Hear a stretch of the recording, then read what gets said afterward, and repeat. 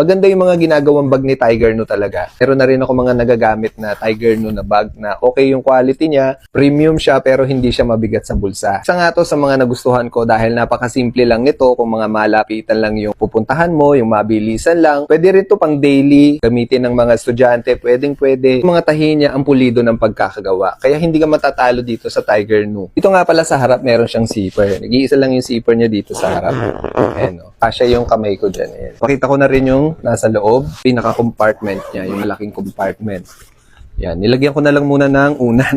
Para makita nyo lang kung gaano siya kalaki kapag puno. Maganda yung quality nung nasa loob, yung material na ginamit. Tingnan nyo naman. Meron lang siyang divider dito. Halimbawa magdadala kayo ng laptop, pwede dyan. So maluwag siya, no? Malaking laptop, pwede dyan. Kung mga damit, yung mga nilalagay nyo at kung ano-ano pa, kasyang-kasya dito yun. 3 to 4 days na damit, kasyang-kasya dito. Meron pa siyang extra na zipper dito sa likuran. Kung may mga gusto kong ilagay dyan na gusto mong iset